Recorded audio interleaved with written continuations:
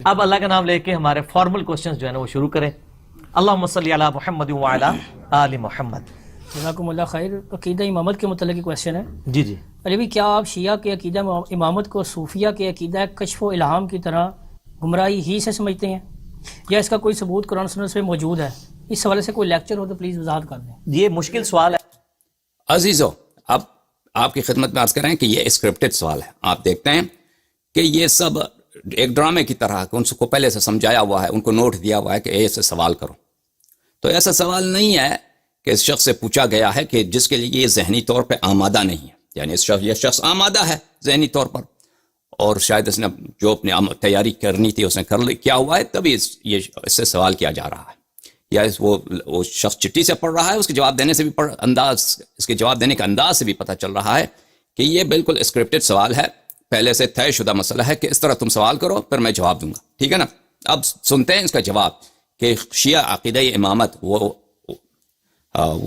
ان کا جو ائمہ طاہرین علیہم الصلوۃ والسلام کے متعلق ان کا جو عقیدہ ہے, ان کے متعلق آپ کیا کہتے ہیں؟ یہ بالکل صوفیوں کی طرح ہے یا اس میں کچھ فرق ہے؟ اب میں مزید بات نہیں کرتا, ان کو بات کرنے دیتے ہیں.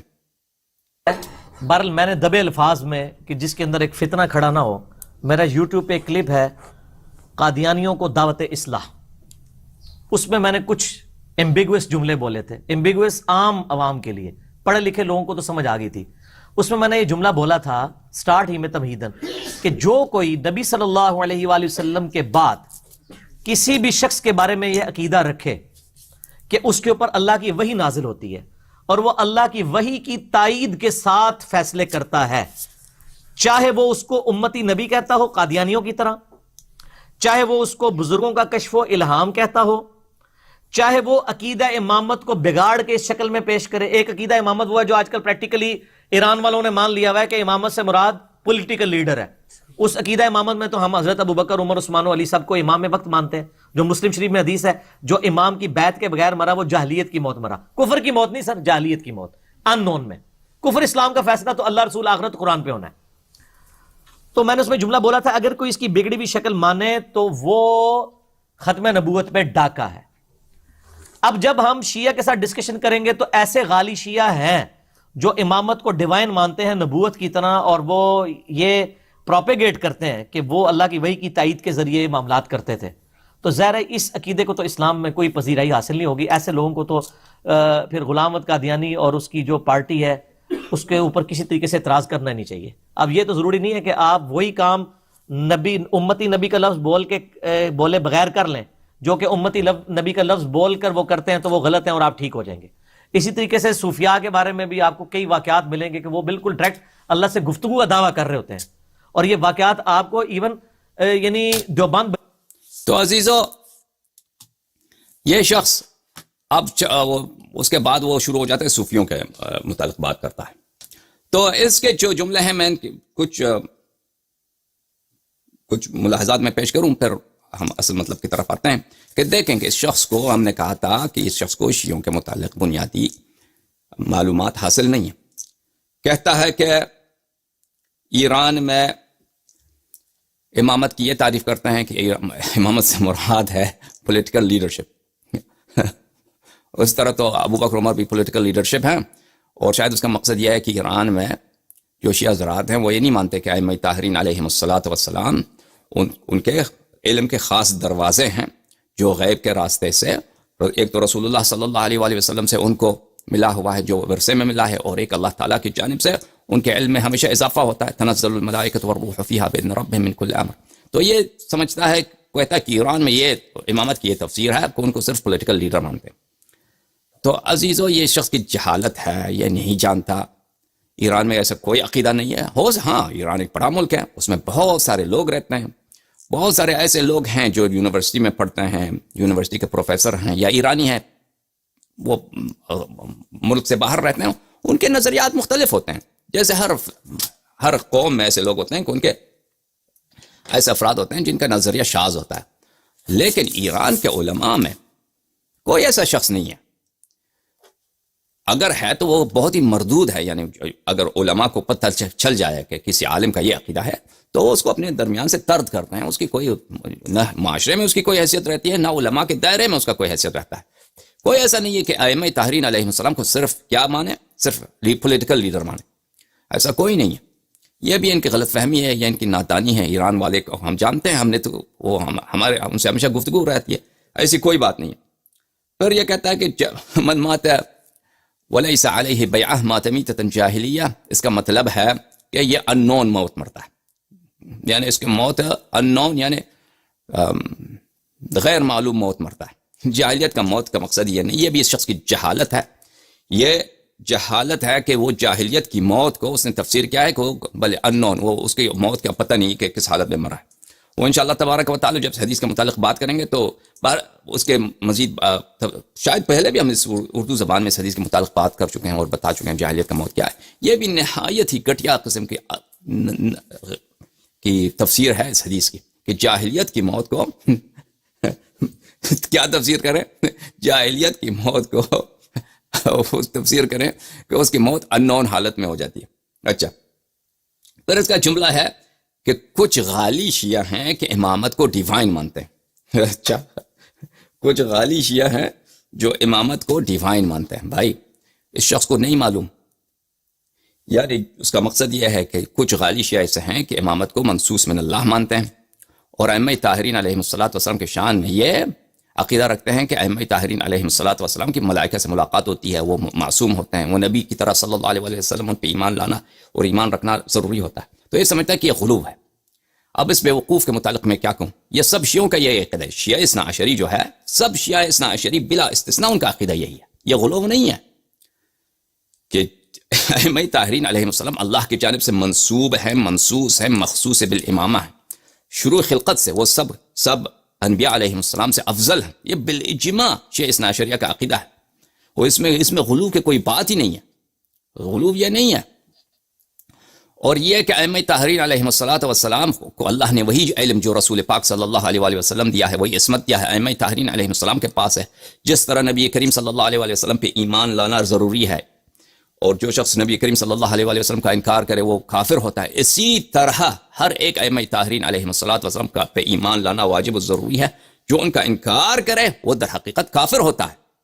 ظاہر میں مسلمان ہو سکتا ہے کیونکہ کلمہ پڑھتا ہے، اور پھر صرف دنیا میں احکام اسلام جاری ہوگا، لیکن وہ حقیقت میں کافر ہوتا ہے. وہ کافر ہی، کفار کے ساتھ ہی مشہور ہوتا ہے.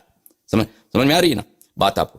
مگر یہ کہ وہ مستضعف فی الدین ہو. مستضعف فی الدین تو وہ بت پرست بھی مستضعف فی الدین ہو، ان کا بھی جھوٹ ہے، وہ الگ بات ہے مستضعف فی الدین کا. سمجھ میں آ رہی بات آپ؟ تو یہ اس کو سمجھتا ہے کہ کہنے کا مقصد یہ ہے میرے عزیزوں کہ یہ ایک اسکرپٹڈ سوال اس شخص سے کیا گیا ہے. یعنی ایک دفعہ انسان کو پتہ نہیں ہوتا کہ مخاطب کیا سوال کرتا ہے.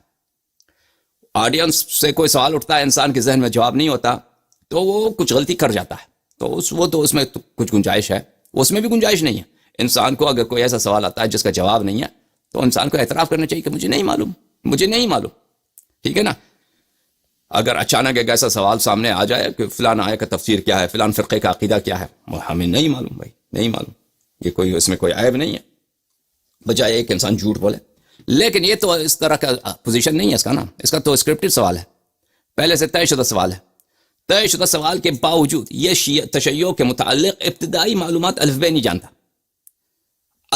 نہیں جانتا کہ شیعوں میں نظریہ امامت میں یہ غلو نہیں ہے. اگر آپ کہیں کہ ائمہ علیہ السلام اللہ کی جانب سے منصوب ہے، اللہ کی جانب سے منصوص ہے، انبیاء علیہ السلام سے افضل ہے، ان پہ ایمان لانا اسی طرح لازم و ضروری جس طرح رسول پاک صلی اللہ علیہ وسلم پہ ایمان لانا ضروری ہے. ملائکہ ان کے درگاہ ان کی خدمت کرتے ہیں، ملائکہ ان سے بات کرتے ہیں، ملائکہ ان کے اللہ کی جانب سے ان کے لیے علم لاتے ہیں. تنزل الملائکۃ والروح فیہا باذن ربہم من کل امر.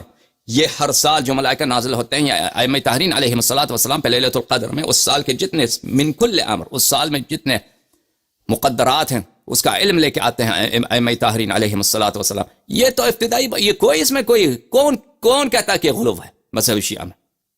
آپ مجھے دکھائیں کہ ایک شیعہ عالم ہو اس نے کہا کہ یہ غلو ہے. یہ بے اجماعی باتیں ہیں. ہاں ہو سکتا ہے یہ ہے کہ بعض شیعوں کو پتہ نہیں ہے، تفصیلات کا پتہ نہیں ہے.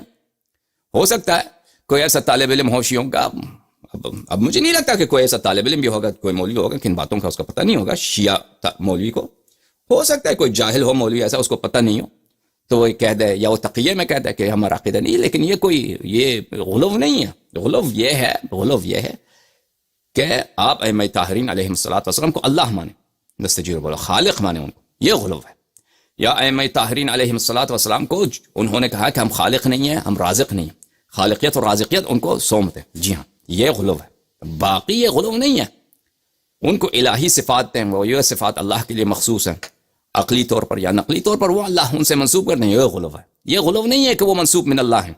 تو دیکھیں اس کو ابتدائی باتیں نہیں معلوم، اور یہ واضح ہے اس شخص کے متعلق. ابتدائی باتیں ہمارے مذہب کے متعلق نہیں معلوم، یہ تو چھوڑیے ان کے اپنے مذہب کے متعلق بھی نہیں معلوم. ہم نے کہا ان کا اور مولوی اسحاق صاحب کا ان کے باتوں کا جواب ہم 2 مراحل میں دیں گے عزیزو. ایک مرحلہ یہ ہے کہ ہم اس سے پہلے کہ ان کی باتوں کو چھیڑیں کہ یہ کیا کہتے ہیں کہ مثلا ائمہ علیہ السلام کے پاس ملائکہ کیسے آتے ہیں، یہ کیسے ختم نبوت سے منافات رکھتا ہے، اس کا جواب کیا ہے. ایسی باتوں کا جواب اس سے دینے سے پہلے وہ اگلا مرحلہ ہے. اس سے پہلے ہم کہتے ہیں کہ آپ کا اپنا عقیدہ امامت کیا ہے. جناب محمد علی مرزا صاحب یا ان سے بڑھ کر علماء کو خطاب کرتے ہیں، ان کے گزشتہ علماء کو خطاب کرتے ہیں، جتنے ان کے ابو منصور ماتریدی سے لے کر آج تک ماتریدیہ کے جتنے علماء ہیں، ابو الحسن عشری سے لے کر آج تک جتنے ان کے علماء ہیں، احمد بن حنبل سے لے کر آج تک جتنے حنابلہ اور حشویہ اور مجسمہ کے علماء ہیں، ان کو خطاب. آپ کا نظریہ امامت کیا ہے؟ آپ شیعوں کے عقیدہ امامت پہ آپ تنقید کرتے ہیں، ہم دیکھتے ہیں کہ آپ کا اپنا کیا ہے. میں نے جیسے کل آپ کی خدمت میں عرض کیا، ان کا عقیدہ امامت اتنا احمقانہ ہے اور اتنا گھٹیا ہے کہ ان کو جرأت نہیں ہے کہ اپنا عقیدہ امامت علن لوگوں کو بتائے کہ ان کا عقیدہ امامت کیا ہے. میں نے کل 1 گھنٹے خارج جب ہم کہتے ہیں یعنی متن دکھائے بغیر، حوالہ جات دکھائے بغیر، ہم نے بتایا آپ کی خدمت میں عرض کیا کہ کیوں جماعت عمریہ کا، ہمارے مسلمان بھائیوں کا، ان کا عقیدہ امامت بالکل واضح البطلان ہے. بالکل جو اس کا تصور کریں کہ ان کا عقیدہ امامت کیا ہے تو اس سے اس کا بطلان ثابت ہو جاتا ہے. اور ان کے عقیدے خدا جانتا ہے. ایک نقطہ اور مزید اس میں بہت اہم نقطہ ہے، وہ بھی دیکھیے کہ ان کا عقیدہ امامت اگر اچھی طرح سے تصور کر لیں تو اس سے واضح طور پہ پتہ چل جاتا ہے کہ ہو ہی نہیں سکتا، اس کے سوا کوئی چارہ ہی نہیں ہے کہ عقیدہ امامت جو شیعوں کا ہے وہ 100% صحیح ہو. دیکھیں یہ تو مرحلے آپ کی خدمت میں آپ نے ذہن میں رکھی ہے. کل ہم نے باہر خارج سے مفصل بات کی کہ ان کا عقیدہ امامت کیا ہے. آج حوالہ جات دکھانے کا دن ہے. البتہ عرض کریں کہ ہم پہلے غدیر کے تقاریر میں ان باتوں کو زیادہ تفصیل سے بیان کر چکے ہیں اردو زبان میں. اب مختصر میں 2-3 منٹ میں وقت لوں آپ کا ان کا عقیدہ امامت بیان کروں. بات یہ ہے کہ اللہ کو پتہ ہے کہ رسول اللہ صلی اللہ علیہ وسلم دنیا سے جانے والے ہیں. خود رسول صلی اللہ علیہ وسلم کو بھی پتہ ہے کہ دنیا سے جانے والے ہیں. حالت یہ ہے کہ قرآن جمع نہیں کیا گیا ہے، سنت مدون نہیں ہے. صحابہ اکثر تازہ مسلمان ہیں، یعنی اکثر صحابہ جو مسلمان ہوئے فتح کے بعد مسلمان ہوئے ہیں، طلقاء ہیں، اور یہ پیسے دے کر چندے دے کر ان کو مسلمان کیا گیا ہے ان میں سے بہت سارے. اور جو پرانے بھی مسلمان ہیں ان کی کوئی علم و تہذیب نہیں ہے، نہ علم ہے نہ تہذیب ہے. اکثر کی علم کم، تہذیب کم، یہ بات سب ہم ثابت کریں گے.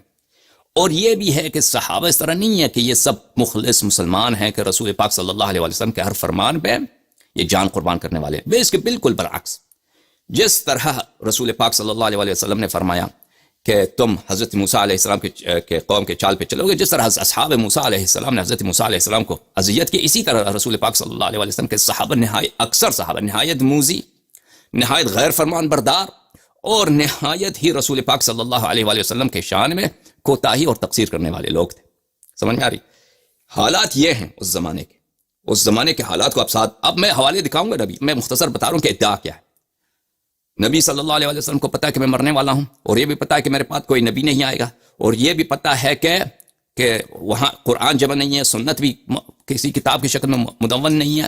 اور صحابہ کی بھی یہ حالت ہے، اکثر تقریباً سب کے سب ان پڑھ، اور اس کے علاوہ ان میں مخلصین کی تعداد بھی بہت کم. اچھا، یہ ایک طرف سے. دوسری طرف سے یہ بھی ہے کہ قیامت تک رسول اللہ صلی اللہ علیہ وسلم کی ہدایت کو چلنا ہے. ان کی جانب سے جو شریعت آیا ہے، جو علم آیا ہے، جو ہدایت آیا ہے، صرف فقہ و احکام نہیں ہے بلکہ عقائد بھی، اس کو جاری رکھنا ہے. اور ان کے بعد کوئی اور نبی نہیں آئے گا کہ وہ اس دین کو کامل کرے. یہ بھی ہے. ساتھ ہی رسول پاک صلی اللہ علیہ وآلہ وسلم نے بار بار خبردار کیا ہے کہ میرے بعد جو ہے تم گمراہ ہو جاؤ گے، اور صحابہ کو بتایا کہ تم گمراہ ہو جاؤ گے، اور بتایا کہ تمہارا جو فتنہ ہے وہ دجال کے فتنہ، صحابہ کو کہا کہ تمہارا جو فتنہ ہے وہ دجال کے فتنے سے بھی زیادہ خوفناک ہے، اور یہ بھی بتایا کہ میرے بعد ایسے لوگ امام بنیں گے مسلمانوں کو جو شیطان سے بھی وہ ملعون ہے، یہ بھی بتایا، ٹھیک ہے نا، اور یہ بھی بتایا کہ مسلمان فرقے فرقے میں تقسیم ہوں گے میرے امت، اور یہ جو ہے سب جہنمی ہوں گے سوائے ایک فرقے کے۔ سمجھ میں آ رہی بات آپ کو؟ اور ہمیں یہ بھی پتہ ہے کہ اصل خلاف جو مسلمانوں میں ہے وہ مسئلہ امامت، مسئلہ خلافت پر ہے۔ یہ سب باتیں ذہن میں رکھیے، ابھی ہم حوالے دکھائیں گے ان باتوں کا۔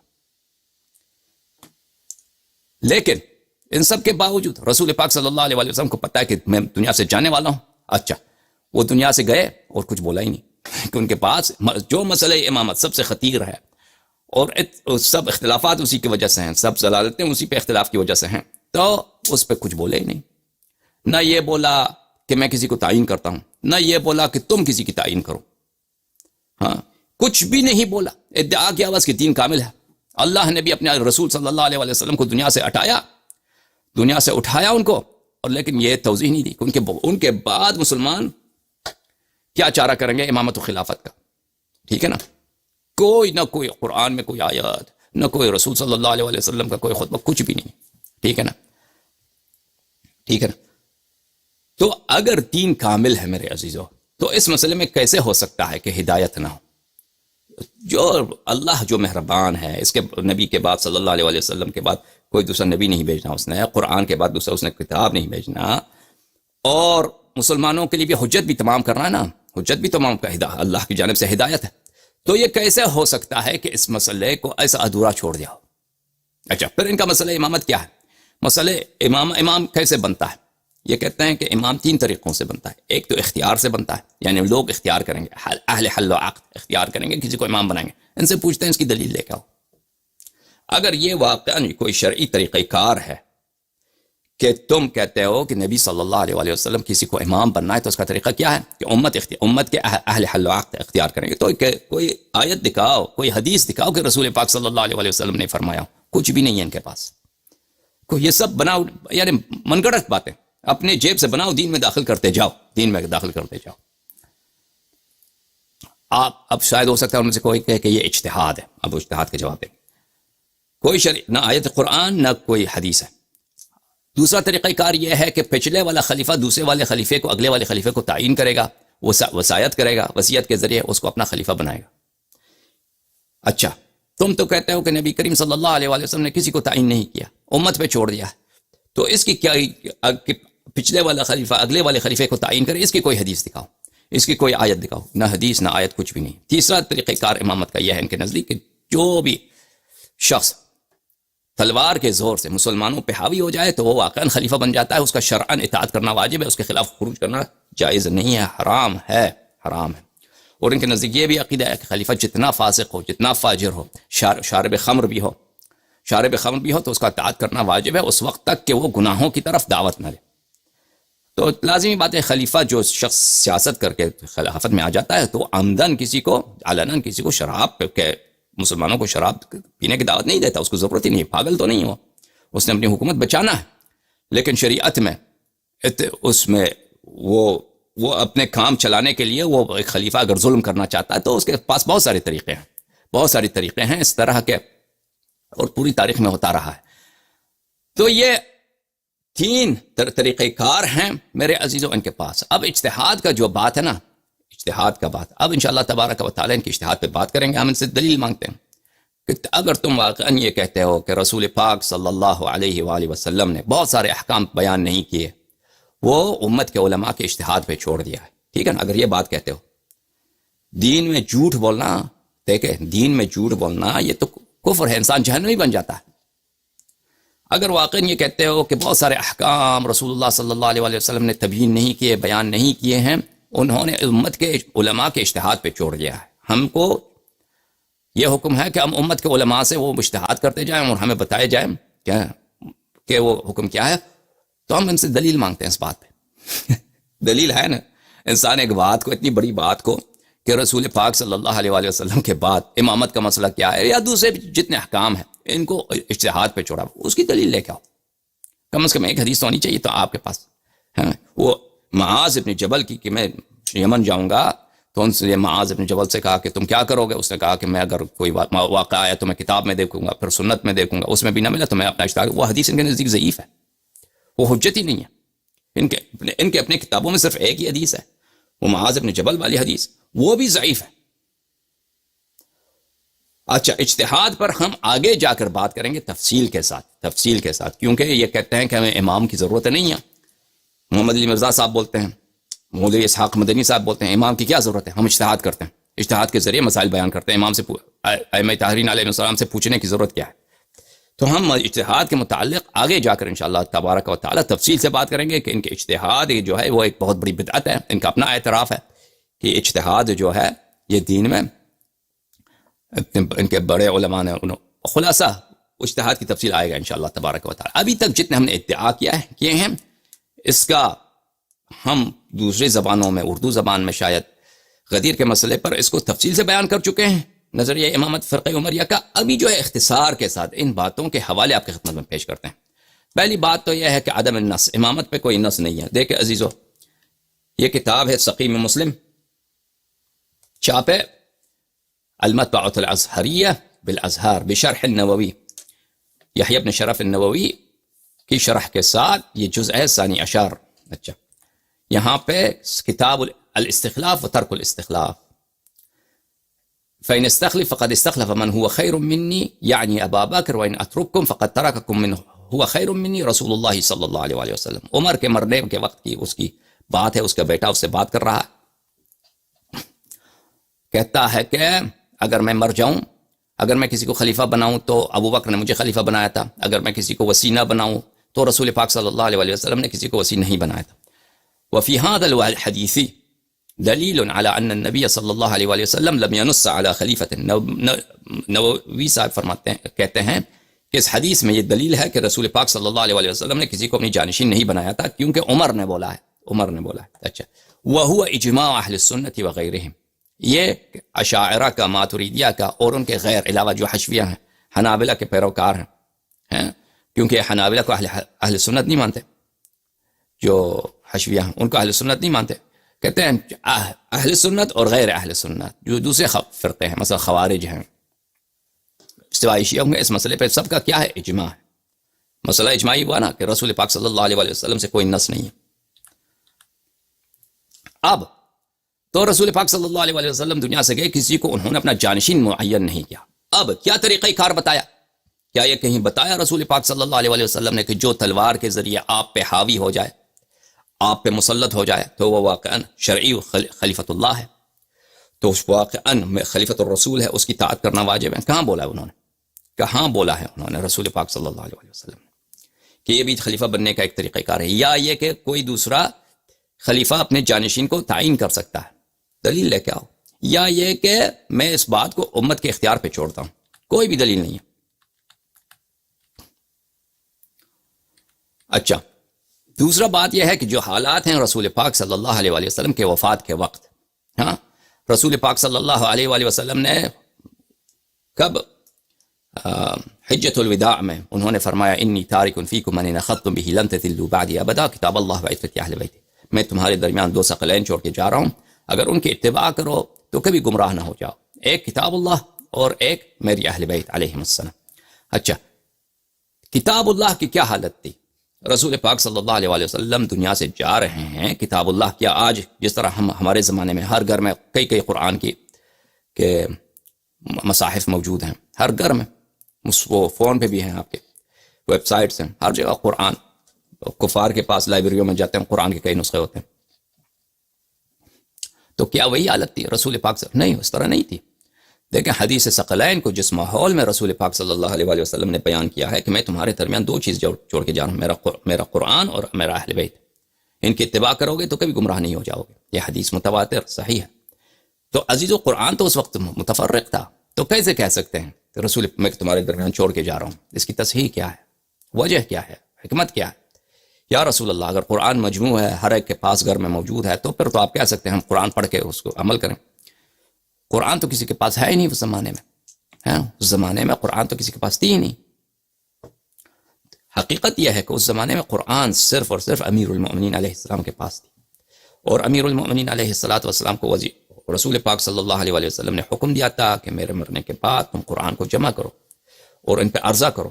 اور وہ اتقان میں دوسرے کتب میں اس کے جماعت مخالفین کے اب قرآن کی کہانی آپ کو سنائیں گے, تو جس طرح اہل بیت علیہ السلام کی کہانی دردناک ہے, اسی طرح قرآن مجید کی کہانی دردناک ہے. یہ جھوٹ قرآن کے متعلق اتنا جھوٹ کہا جاتا ہے میرے عزیزو, شیعوں میں بھی اور جماعت مخالفین میں بھی. حقائق کو چھپایا جاتا ہے. ان مسلمانوں کو مستشرقین سے ڈر ہے. یہ سمجھتے ہیں کہ اگر ہم نے حقائق قرآن کے متعلق بتا دیے تو مستشرقین کا ان کا جھنڈا بلند ہو جائے گا, اورینٹلسٹ کا. تو کبھی ہم قرآن کے متعلق جماعت عمریہ کے اپنے کتب میں بخاری, غیر کتب کی بات نہیں کر رہا, غیر مشہور کتب بخاری مسلم کی بات کرتے ہیں. اس میں کیا چیزیں موجود ہیں, قرآن کی کہانی کیا ہے, قرآن کتنا ناقص ہے. بخاری کے روایات کی روح سے, مسلم کی روایات کی روح سے قرآن کتنا ناقص ہے اس کی حد ہی نہیں. یعنی تقریباً عشر قرآن بھی نہیں بچا.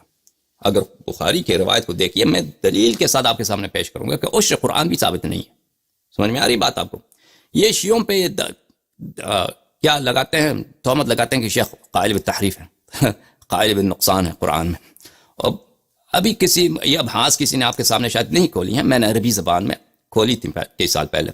وہ خدا جانتا ہے ان کے مولویوں نے کتنے کالز کیا, کوئی جواب نہیں دے سکا. سب لاجواب ہو گئے, سب لاجواب ہو گئے, الحمدللہ رب العالمین. تو بہرحال ابھی نقصان قرآن کی بات نہیں کر رہا ہے, صرف اتنی بات کر رہے ہیں کس حالت میں قرآن کو چھوڑ کے گئے ہیں رسول پاک صلی اللہ علیہ وسلم. یہ کتاب ہے بخاری, چھاپ دار احیاء التراث العربی, سنہ 1422, صفحہ نمبر 831. کتاب التفسیر, لقد جاءکم رسول من انفسکم عزیز علیہ ما عنتم حریص علیکم بالمؤمنین رؤوف الرحیم. اس آیت کا عنوان, یہ باب کا, اس فصل کا عنوان یہی ہے. اچھا, اس میں حدیث نمبر ہے 4679. اچھا, اس میں اب جو ہے یہ قرآن جمع کرنے کی کہانی ہے کہ ابو بکر کیا کہتا ہے. ابو بکر کے زمانے میں یمامہ کے جنگ میں بہت سارے لوگ مر گئے. تو ابو بکر نے عمر سے کہا کہ میں تو کہتا ہوں کہ قرآن مر جائیں گے, جو لوگ قرآن کے قاری ہیں وہ سب مر جائیں گے. فَيَذْهَبَ كَثِيرٌ مِّنَ الْقُرْآنِ إِلَّا أَن تَجْمَعُوهُ. تو قرآن کا بہت بڑا حصہ ضائع ہو جائے گا مگر یہ کہ تم اس کو جمع کرو, قرآن کو جمع کرو. ابو بکر نے کس سے کہا؟ عمر سے کہا کہ یمامہ میں. اور یہ سب فراڈ ہے, سب جھوٹ ہے عزیزو. یہ جو ورژن یہ بتاتے ہیں یہ جھوٹ ہے, کیونکہ ان کے اپنی کتب میں موجود ہے. امیر المؤمنین علیہ السلام نے قرآن کو جمع کیا اور کہا کہ میں کبھی ردا نہیں پہنوں گا جب تک کہ میں قرآن کو جمع نہ کر دوں, اور اس کو عرضہ بھی کیا. تو ان لوگوں نے قبول نہیں کیا, اس کو رد کیا. وہ کہا قرآن جب ایک دفعہ جمع ہو چکا ہے, امیر المؤمنین علیہ السلام جمع کر چکے ہیں, تمہارے اپنے کتب میں موجود ہے, ہاں, جن کے متعلق رسول اللہ صلی اللہ علیہ وسلم کی صحیح حدیث مستدرک حاکم میں ذہبی نے بھی تصحیح کی ہے کہ علی مع القرآن والقرآن مع علی لن يفترق حتى يرد علی الحوض, کہ سید المسلمین یعصوب الدین امیر المؤمنین علیہ السلام قرآن کے ساتھ ہے, قرآن ان کے ساتھ ہے, ایک دوسرے سے کبھی بچڑ نہیں جائیں گے, جدا نہیں ہوں گے روز قیامت تک. جب انہوں نے جمع کیا ہے تو زید بن ثابت کون ہے؟ ابو بکر عمر کو کیا قرآن آتا ہے کہ ابو بکر عمر سے کہہ رہا ہے کہ قرآن جمع کرو وإلا یہ ضائع ہو جائے گا, قرآن بہت سارا حصہ ضائع ہو جائے گا. دیکھو عزیزو, یہ کہتے ہیں کہ یہ آیت بسم اللہ الرحمن الرحیم, انا نحن نزلنا الذکر وانا له لحافظون, کہ ہم نے ذکر کو نازل کیا ہے اور ہم ذکر کی حافظ ہیں. ذکر کا سے کیا مراد لیتے ہیں؟ قرآن. جو مشہور تفسیر ہے یہ متفق علیہ نہیں ہے کہ ذکر سے مراد قرآن ہے. بہت سارے مفسرین کہتے ہیں سے مراد قرآن نہیں ہے, ان کے اپنے فرقے کے. سے مراد کون ہے؟ رسول پاک صلی اللہ علیہ وسلم. اگر رسول پاک صلی اللہ علیہ وسلم مراد ہیں تو یہ بالکل بھلے نقصان قرآن اور اس کے بحث سے بالکل اجنبی والی بات ہوگی. لیکن یہ جو مشہور آپ کو واقعہ سنایا جاتا ہے, تفسیر سنایا جاتا ہے, یہی ہے انا نحن نزلنا الذکر وإنا, اللہ نے ٹیکہ لیا ہے اور ذمہ لیا کہ میں قرآن کی حفاظت کروں گا. ٹھیک ہے, مان لیا. اگر تفسیر یہی ہے تو ابو بکر کیوں کہہ رہا ہے کہ اگر ہم قرآن نہیں جمع کریں گے تو بہت سارا قرآن ضائع ہو جائے گا؟ جب اللہ نے ذمہ لیا ہے تو کم از کم یا ابو بکر اس آیت سے ناواقف ہے, یا اگر واقف ہے تو اس تفسیر کو نہیں مانتا, کوئی اس کے پاس کوئی دوسرا تفسیر ہوگا. تو ابو بکر نے عمر سے کہا وَإِنِّي لَأَرَىٰ أَن تَجْمَعَ الْقُرْآنَ, میرا سوچ ہے کہ قرآن کو تو جمع کر لے یا عمر. اچھا معاف کیجیے میں نے الٹا کہہ دیا کہ عمر نے ابو بکر سے کہا کہ تو قرآن کو جمع کر لے، قرآن ضائع ہو جائے گا، قرآن تو جمع کر لے. ابو بکر نے کیا جواب دیا؟ ابو بکر نے عمر سے کہا کہ کیف افعل شیئا لم يفعله رسول اللہ صلی اللہ علیہ وسلم، میں کیسے ایک کام کو انجام دوں کہ رسول پاک صلی اللہ علیہ وسلم نے اس کو انجام نہیں دیا، سنت ہی نہیں ہے. جس پہ قرآن نازل ہوا ہے اس کو پرواہ نہیں تھی قرآن جمع کرنے کی، اسے جب ایسے متفرق چھوڑ کے چلا گیا، بتایا بھی نہیں کہ اس کو جمع کرو، سنت یہ امر بھی نہیں دیا کہ جمع کرو، حکم بھی نہیں دیا. اچھا تو عمر نے بہت التجا کیا تو ابو بکر کو اس نے قناعت دیا. ابو بکر قانع ہو گیا تو ابو بکر نے زید بن ثابت کو بلایا. اگر واقعاً ان کو اپنے قرآن کا علم ہوتا تو یہ خود جمع کرتے ہیں نا. ابو بکر عمر کہتے ہیں سب سے افضل ہے، خلیفہ کا کیا کام ہے؟ عمر کو کہہ دیتا کہ تو قرآن جمع کر رہا ہوں، اس کو خود نہیں معلوم. تو زید بن ثابت سے کہا، زید بن ثابت سے بھی کہا، زید بن ثابت نے بھی یہی جواب دیا کہ کیف تفعلان شیئا لم يفعله النبی صلی اللہ علیہ وسلم. عمر ابو بکر سے کہا کہ تم دونوں کس کام کے پیچھے پڑ گئے ہو؟ قرآن جمع کرو. جو نبی صلی اللہ علیہ وسلم تھے انہوں نے جمع نہیں کیا تو تم دونوں کیوں اس کے پیچھے پڑ گئے ہو؟ تو اچھے تو انہوں نے بہت اصرار کیا. زید بن ثابت کہتا ہے تو میں قانع ہو گیا. فقمت، تو میں نے ہمت کیا، میں نے فیصلہ کیا قرآن جمع کرنا ہے. فتتبعت، تو میں القرآن اجمعہ، تو پھر میں نے قرآن کو ڈھونڈنا شروع کیا. قرآن کو ڈھونڈنا یہ کس زمانے کی بات ہے؟ یہ ابو بکر کی خلافت کی بات ہے. اصل میں بات یہ ہے کہ یہ دربار کے لیے، خلافت ابو بکر کے لیے بہت بڑا عیب تھا کہ خلیفے کے پاس اور کسی کے پاس قرآن نہیں ہے، قرآن سوائے امیر المؤمنین علیہ السلام کے پاس. کیوں ان کے پاس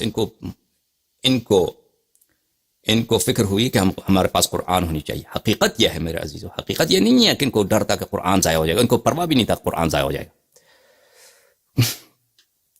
حقیقت یہ ہے کہ خلیفہ کے پاس قرآن نہیں ہے.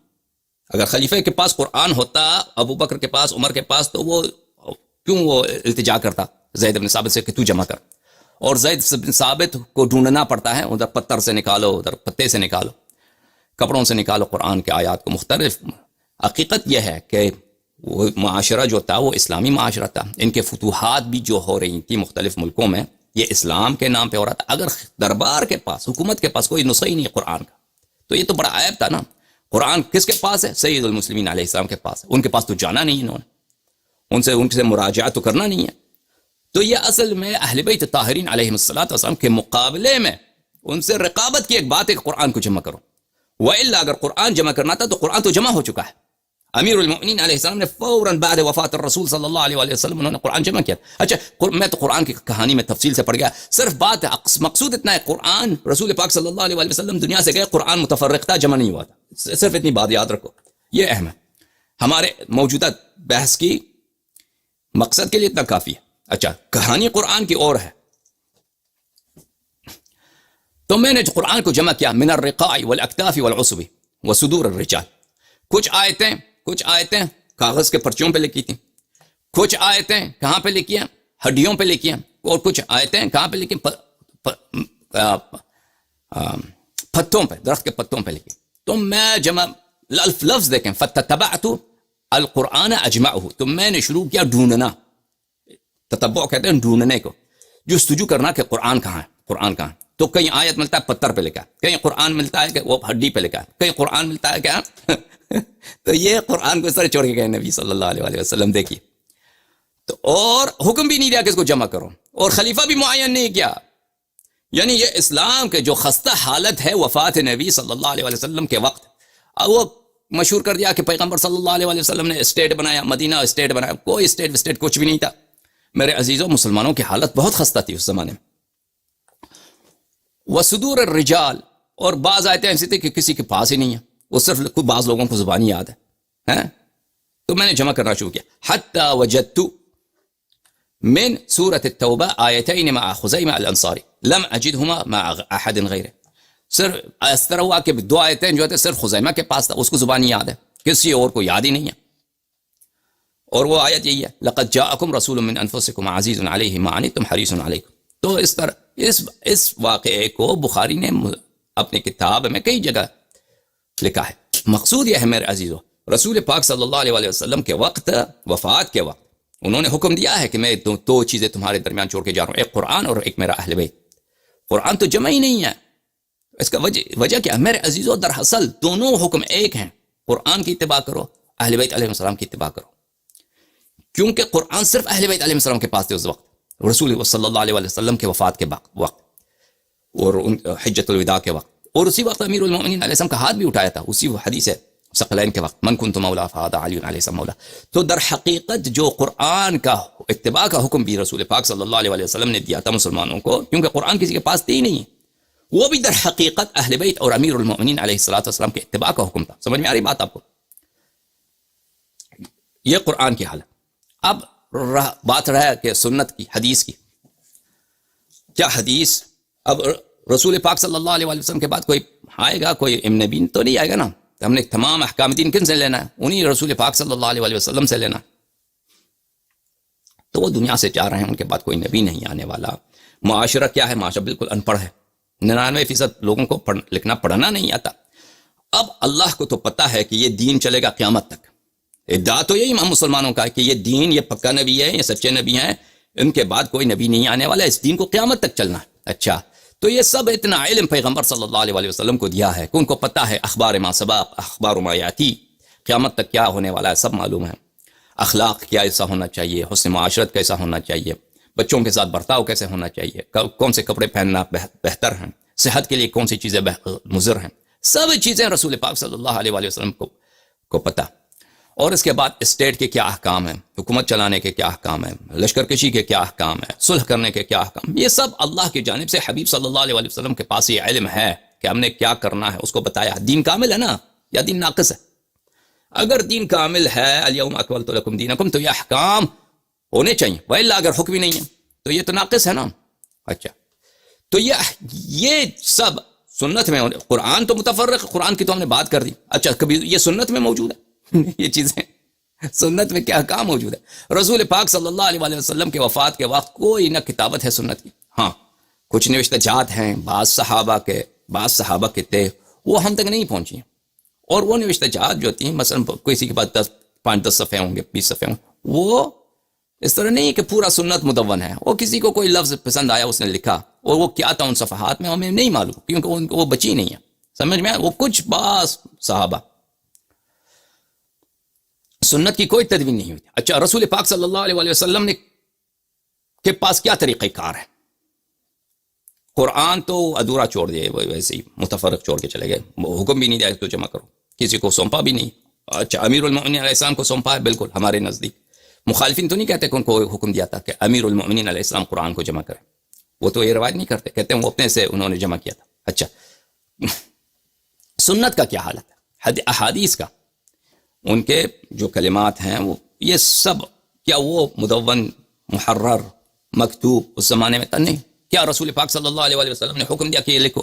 بلکہ یہ بالعکس روایت کرتے ہیں کہ رسول پاک صلی اللہ علیہ وسلم نے فرمایا کہ میرا حدیث تم نہ لکھو، تم نہ لکھو۔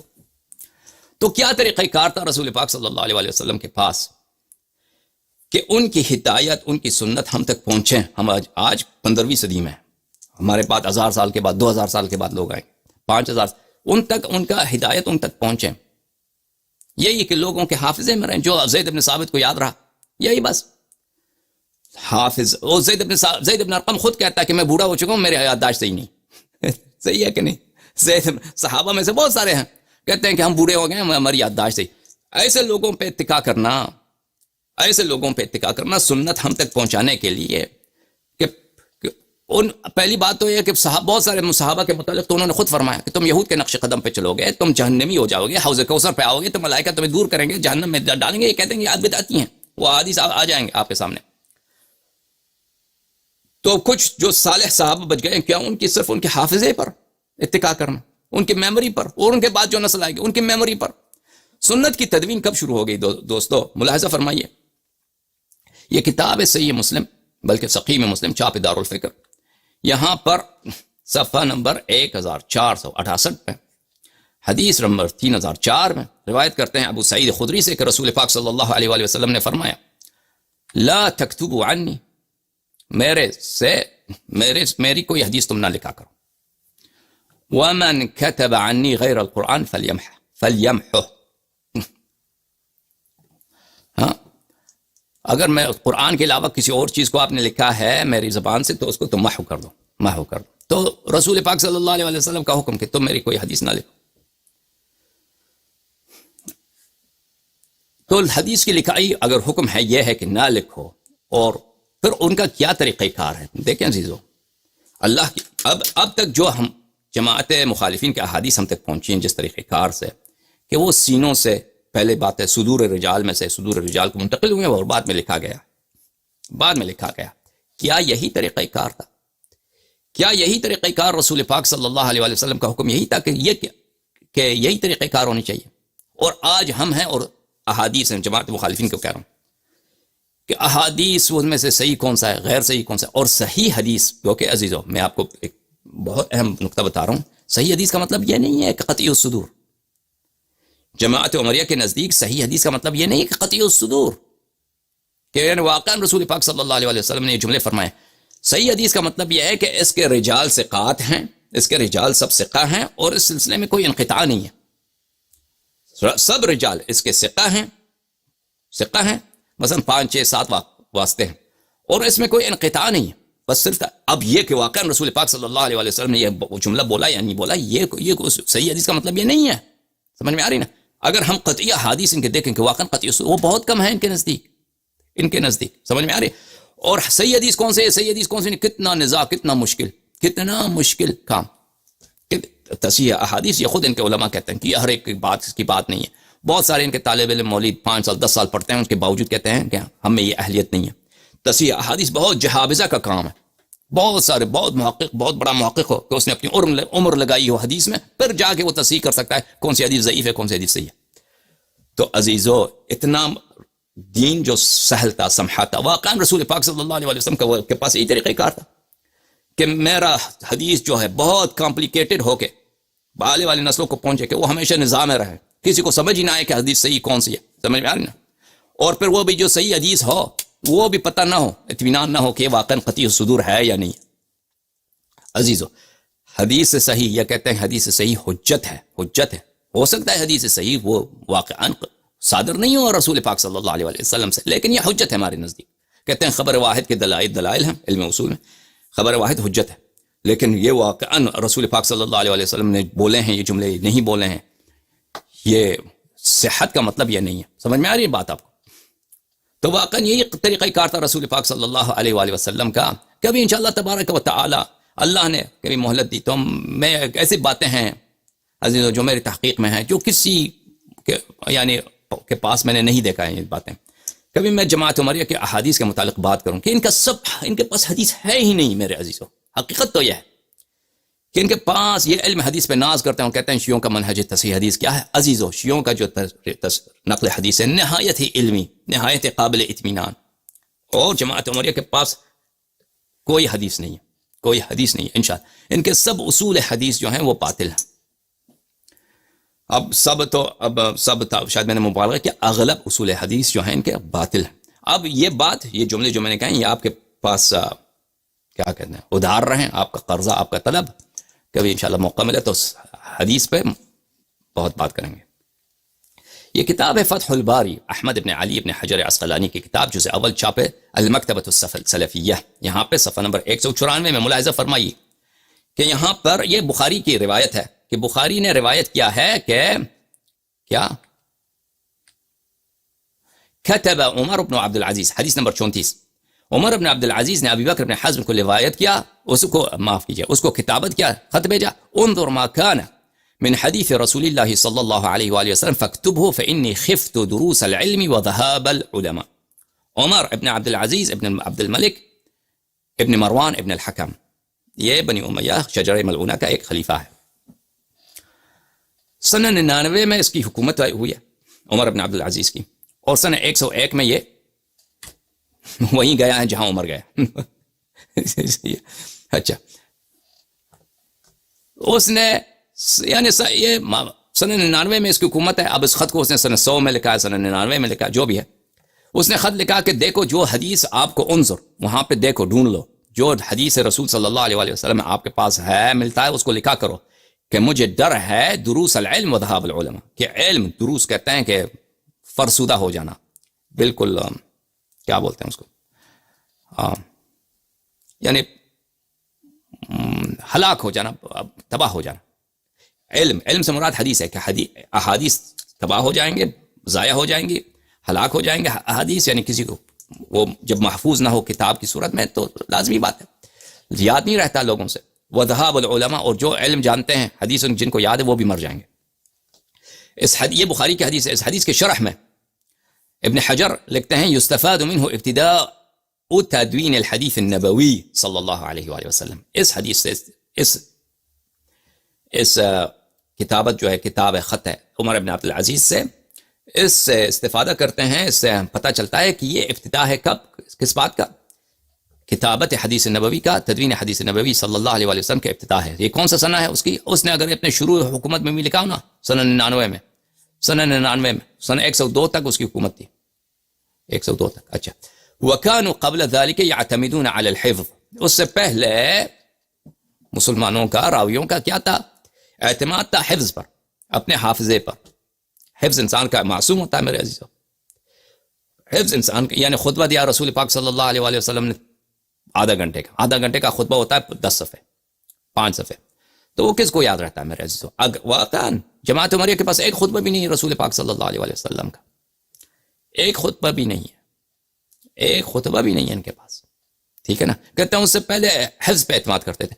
تو کیا اللہ کے نزدیک، رسول پاک صلی اللہ علیہ وآلہ وسلم کے نزدیک ہم تک ہدایت پہنچانے کا اتنا ہی غیر محفوظ اور غیر قابل اعتماد طریقہ کار ہے کہ لوگوں نے سنا، لوگ کسی نے دوسرے کو سنایا، دوسرے نے تیسرے کو سنایا.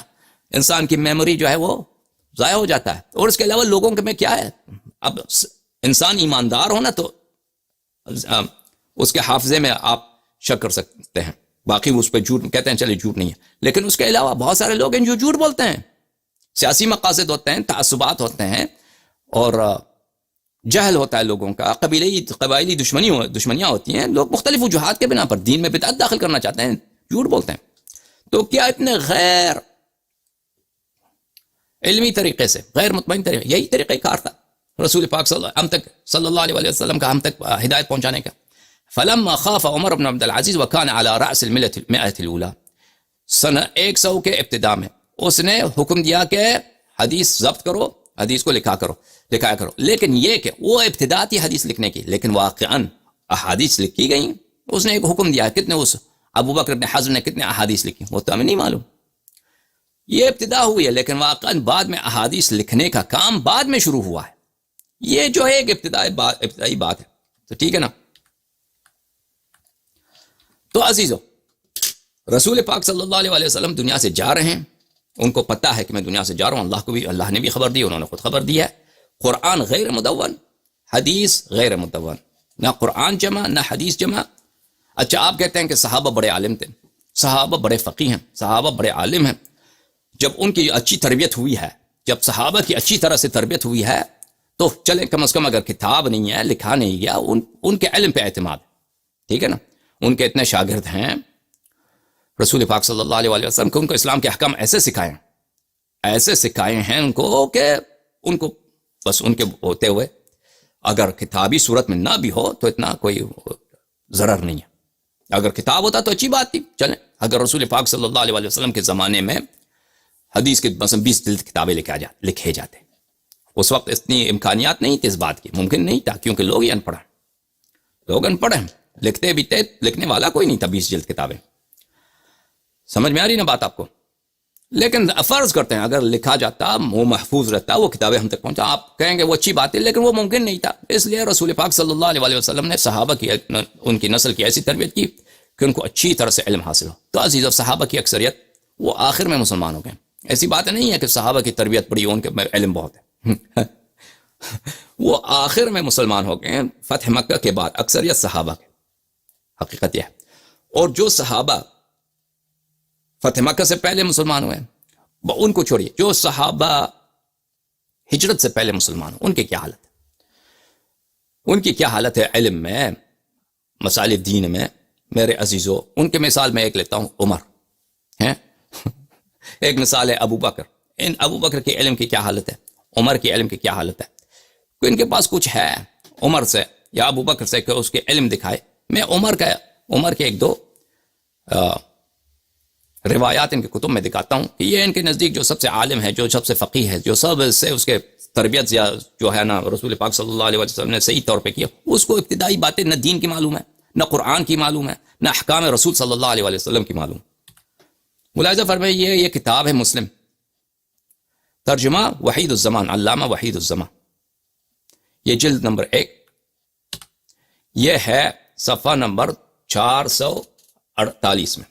اچھا حدیث کون سی ہے بھائی؟ حدیث نمبر 820. روایت ہے ایک شخص عمر کے پاس آیا اور کہنے لگا مجھے جنابت ہوئی اور پانی نہ ملا. عمر نے فرمایا کیا؟ نماز نہ پڑھو، نماز نہ پڑھو، نماز نہ پڑھو. دیکھو قرآن کی آیت ہے سورۃ النساء، اعوذ باللہ من الشیطان الرجیم، سورۃ النساء. ان کنتم مرضی او علی سفر، اگر تم مریض رہو یا مسافر رہو، او جاء احدکم من الغائط، یا کسی کو پخانہ آ جائے، او لامستم النساء، اور عورتوں کو تم ملامست کر دو، یعنی جنب ہو جاؤ. کیونکہ قرآن حیا سے بات کرتا ہے، قرآن حیا. لامستم النساء، مفسرین کا اقوال آپ دیکھیے، یہ کنایہ ہے. عورت کو ٹچ کرنے سے وضو باطل نہیں ہوتی، ملامست سے. عورت سے جماع کرنے وہ یعنی اس جنابت سے وہ وضو باطل ہوتا ہے اور غسل واجب ہو جاتا ہے. او لامستم النساء فلم تجدوا ماء، اور یہ مشکلات اگر پیش آ جائیں کہ تم مریض ہو، پانی استعمال نہیں کر سکتے، سفر میں ہو، پانی نہیں مل رہا، یا پاخانہ آپ نے کیا ہے، پیشاب کیا ہے، او لامستم، یا جنابت کی حالت ہے اور پانی نہ ملے تو کیا کرو؟ فتیمموا صعیدا طیبا، پر تم پاک مٹی سے کیا کرو؟ پاک مٹی سے تیمم کرو. فامسحوا بوجوہکم وایدیکم، فامسحوا، اور مسح کرو اپنے چہرے پر اور اپنے ہاتھوں پر، اس کو مسح کرو. سورہ مبارکہ مائدہ میں اللہ تعالیٰ فرماتا ہے اعوذ باللہ من الشیطان الرجیم وَإِن كُنتُمْ جُنُبًا فَطَّهِرُوا، اگر تم جنب ہو تو طہارت حاصل کرو. اور رسول پاک صلی اللہ علیہ وسلم نے فرمایا بلی کہ جعلت لی الارض مسجدا وطہورا، زمین جو ہے وہ میرے لیے محل عبادت، محل سجدہ اور طہور، اس کے ساتھ آپ طہارت ترابیہ حاصل کر سکتے ہیں، تیمم کر سکتے ہیں. فرمایا قرآن مجید نے او لامستم النساء فلم تجدوا ماء فتیمموا صعیدا طیبا، کہ اگر مٹی نہ ملے تو کیا کرو؟ پانی نہ ملے تو تم اگر جنب ہو جاؤ تو مٹی نہ ملے تو تیمم کرو. اور تیمم کا طریقہ بھی بتایا، فامسحوا بوجوہکم ایدیکم منہ، مٹی کے ساتھ اپنے چہروں پر اور اپنے ہاتھوں پہ تم مسح کر دو. ہاں تو قرآن نے صحیح بتایا، قرآن نے واضح طور پہ بتایا. اب یہ اگر یہ واقعہ جو ہم مسلم سے آپ کو بتا رہے ہیں کہ عمر نے فتویٰ دیا کہ نماز نہ پڑھو، اجتہاد کیا نا. اب اجتہاد کے متعلق قاعدہ جا کر ہم بات کریں گے. عمر نے فتویٰ دیا کہ تم نماز نہ پڑھو. اگر تم مسلمانوں یہ کہتے ہو کہ عمر کو ان آیات کا علم تھا، اس کے باوجود اس نے فتویٰ دیا ہے، تو یہ تو بالکل کفر ہے. کیونکہ اگر کوئی شخص جان کر آیت قرآن کے نص کے خلاف فتویٰ دیتا ہے تو وہ تو بالکل واضح کفر ہے. تو اس سے ثابت ہوا کہ جو شخص آپ کے نزدیک جو سب سے بڑا صحابی ہے اس کا کفر لازم ہے. ہاں تو صحابہ پہ بہرحال اعتبار اٹھ گیا. اگر کہتے ہیں اس کو علم نہیں تھا تو ہم یہی تو کہتے ہیں. ہمارا ادعا یہی ہے کہ صحابہ کو آپ سمجھتے ہیں کہ ان کو رسول پاک صلی اللہ علیہ وسلم نے ان کی بڑی تربیت کی اور صحابہ بہت ہی عالم بن گئے، فقیہ بن گئے کہ اب کتاب کی ضرورت ہی نہیں ہے، قرآن جمع کرنے کی ضرورت ہی نہیں ہے، فکر کرنے کی کوئی ضرورت ہی نہیں ہے. تو ہم کہتے ہیں تو یہ تو ابتدائی چیزیں وہ اس کو نہیں معلوم تھا. اور یہ اس زمانے کی بات ہے کہ عمر خلیفہ بن چکا تھا، خلیفے کو صریح آیت قرآن نہیں معلوم. صریح آیت قرآن کس وہ بھی ایسا مسئلہ نہیں، کوئی شاذ مسئلہ ہے کہ کبھی پیش نہیں آتا. عرب میں پانی بہت کم ہوتا ہے میرے عزیز، خصوصاً اس زمانے میں، عمر کے زمانے میں، صدر اول میں، اس زمانے میں پانی کم ہوتا ہے عرب میں. وہاں پہ بہت ہوتا ہے کہ انسان کو پانی نہیں ملتا، یعنی انسان جنوب ہو جاتا ہے، نماز کا وقت نکل رہا ہے، آپ اگر جا کے کنویں سے پانی نکال دیں تو نماز قضا ہو جائے گی، پانی نہیں ملتا. یا کسی سفر میں ہیں، کہیں دور ہیں، کنواں دور ہے، وہ وقت نہیں ہے پانی لانے کا، تو پانی کہاں سے لائیں گے؟ یہ تو بہت پیش آتا ہے. اب ہم شہر میں رہتے ہیں، پانی گھر گھر میں پانی کا نلکا ہے، بہت پیش آتا ہے کہ پانی بعض دفعہ انسان کو پانی نہیں ملتا، ٹھیک ہے نا. اس زمانے میں تو پانی کا نلکا ہی نہیں ہے، کنواں ہے 300 میٹر، اس میں سے پانی نکالنا بھی اتنا آسان نہیں ہوتا، ٹھیک ہے نا. عمار نے کہا مسلم کی حدیث کی طرف آتے ہیں. آپ نے عمر نے کیا فرمایا؟ عمر نے حکم دیا کہ نماز نہ پڑھنا. عمار رضی اللہ تعالی عنہ نے کہا کہ اے، اس کا عنوان دیکھیں، اے عمر بولا نہیں، اے امیر الفاسقین.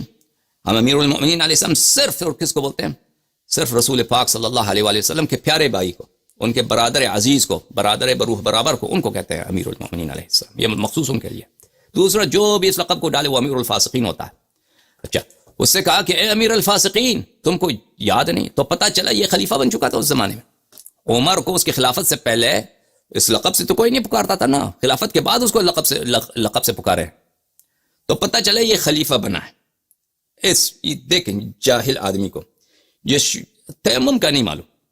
اگر معلوم ہے اور مخالفت کر رہا ہے صریحاً حکم اسلام کا، وَمَن لَمْ يَحْكُمْ بِمَا أَنزَلَ اللَّهُ فَأُولَٰئِكَ هُمُ الْكَافِرُونَ، جو جان بوجھ کر قرآن کے خلاف فتویٰ دیتا ہے تو اس کے کفر میں کوئی شک ہے بھائی؟ ہاں اس کے کفر میں کوئی شک ہے؟ تم کو یاد نہیں جب میں اور آپ لشکر کے ایک ٹکڑے میں تھے اور پھر ہم کو جنابت ہوئی اور پانی نہ ملا، آپ نے تو نماز ہی نہیں پڑھی ہے؟ آپ نے نماز، اس زمانے میں بھی اس کو قرآن نہیں تھا. اچھا، یہ کس رسول پاک صلی اللہ علیہ وسلم کے حیات کا زمانہ ہے، لیکن میں مٹی میں لوٹا اور نماز پڑھ لی. رسول اللہ صلی اللہ علیہ وسلم نے فرمایا تجھے کافی تھا اپنے دونوں ہاتھ زمین پہ مارنا، پھر ان کو پھونکنا، پھر مسح کرنا، اور دونوں پونچھوں پر.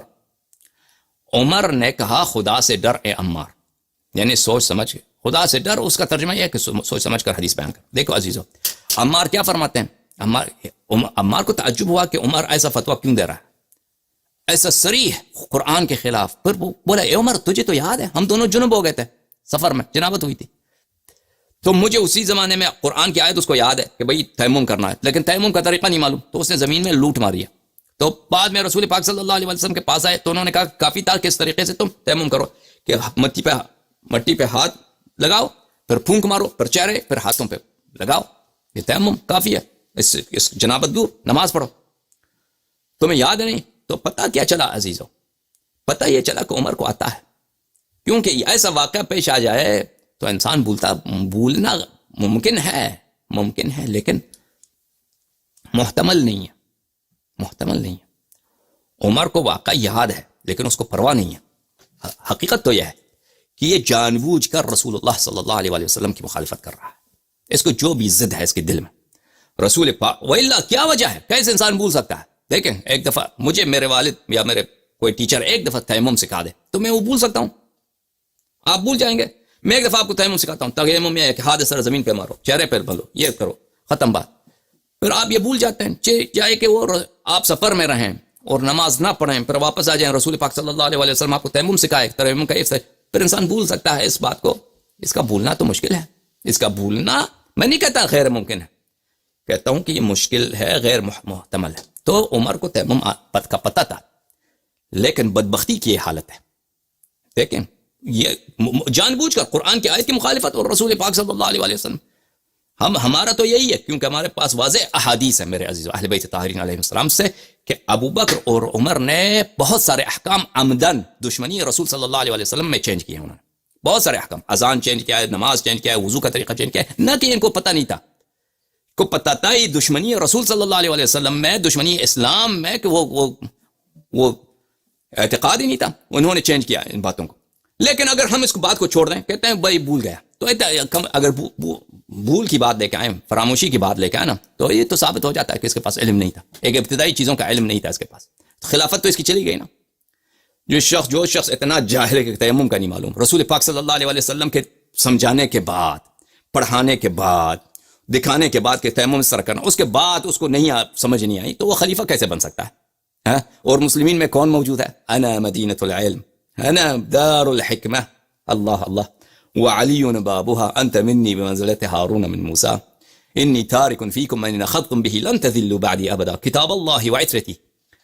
مسلمین میں کون موجود ہے؟ سید المسلمین شبیہ الرسول ابن عمر الرسول زوج البتول صلی اللہ علیہ وآلہ صلوات اللہ علیہ موجود. اور جو ایسا شخص کہ اگر احسن حالت میں ہم اس حدیث کی تفسیر کریں تو اس کو جہل ہے. لیکن حقیقت میں اگر دیکھا جائے تو وہ کیا ہے؟ وہ عمدن مخالفت کر رہا ہے رسول پاک صلی اللہ علیہ وآلہ وسلم کی. اچھا، اور پھر وہ دھمکی دیتا عمار کو کہ خدا سے ڈر. عمار کو غلط بات کر رہا ہے کہ تم خدا سے ڈرو. عمار کو کہہ رہا ہے کہ تو خدا سے ڈر. ٹھیک ہے نا. عمار نے اس کو یاد دلایا کہ تجھے کیسے بھول سکتا ہے عمر، تو کیسے بھول سکتا ہے، تجھے یاد نہیں ہے. تو عمار سے کہہ رہا ہے تو خدا سے ڈر.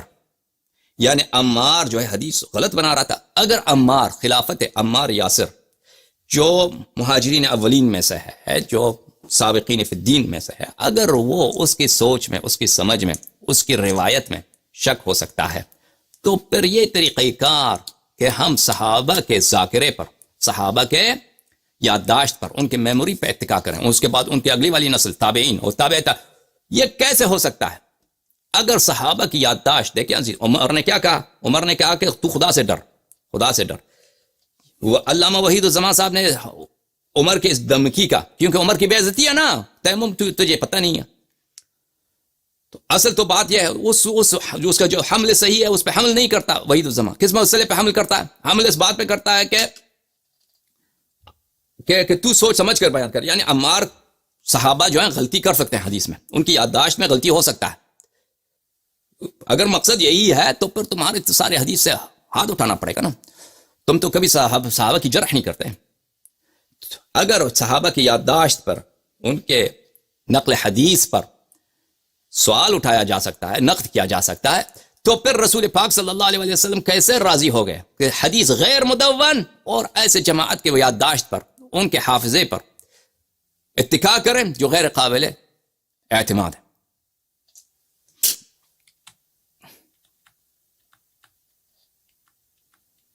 اچھا، یہ کہتے ہیں کہ بھائی صحابہ کی ایسی تربیت ہوئی کہ ان کی موجودگی میں کتاب لکھنے کی ضرورت کیا ہے.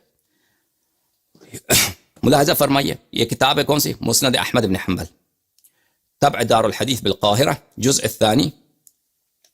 بہت بڑے محقق حدیث کے احمد محمد شاکر نے اس کتاب کی تحقیق کی ہے. چھاپ دار الحدیث بالقاہرہ، سند 1416 میں کتاب چھپی ہے. اچھا، حدیث نمبر 1656، 1656. اس کیا فرمایا؟ اسناد صحیح حدیث ہے نا. اچھا، ابن عباس سے روایت ہے، قریب روایت کرتے ہیں ابن عباس سے، انہو قال له عمر نے ابن عباس کو اس طرح پکارا، یا غلام، اے لونڈے، اے لڑکے، یا غلام، یہ لڑکے، کیونکہ ابن عباس سن میں کم ہے، نوجوان ہے. رسول پاک صلی اللہ علیہ وسلم کے وفات کے وقت نوجوان تھا، 13-15 سال اس کی عمر ہے اس زمانے میں. تو عمر کے خلافت میں 17 سال، 16 سال، 18 سال. اب پتہ نہیں کہ عمر کے خلافت کے کس حصے کی بات ہے یہ. اے غلام، هل سمعت من رسول الله صلی اللہ علیہ وآلہ او من احد من اصحابه اذا شک الرجل في صلاته ماذا يصنع؟ دیکھیں، اس کو خود شکیات نماز کا حکم نہیں ہے، ابن عباس سے پوچھتا ہے. ابن عباس، اے غلام، اے لڑکے، تو نے کبھی سنا ہے رسول پاک صلی اللہ علیہ وسلم سے تجھے پتہ ہے کہ انہوں نے کیا فرمایا کہ نماز میں آدمی کو اگر شک ہو تو کیا کرے؟ رکعات میں شک ہوتا ہے کہ کتنے رکعتیں پڑھی ہیں انسان. تو آپ نے ان سے پوچھا ہے رسول پاک صلی اللہ علیہ وسلم نے، یا کسی صحابہ سے، تم بتاؤ نا. کیونکہ یہ عبداللہ ابن عباس نوجوان ہے، عمر اس سے سیکھنے کی کوشش کرتا ہے، کیونکہ اس سے زیادہ شرم کی بات نہیں ہے نا، ایک بڑا آدمی اس سے کوئی دیکھ نہیں رہا، اس سے پوچھ رہا ہے. تو عبداللہ ابن عباس نے اس کا جواب نہیں دیا. فبینہ ہوا کذالک، اسی حالت میں، اسی گفتگو میں تھے، اذا اقبل عبد الرحمن ابن عوف آیا. فقال فیما انتما، عبد الرحمن ابن عوف کو پتہ چلا کہ یہ خلیفہ جو ہے اس سے پوچھ رہا ہے کوئی بات. خلیفہ جو ہے ایک نوجوان لڑکے سے سیکھنے کی کوشش کر رہا ہے.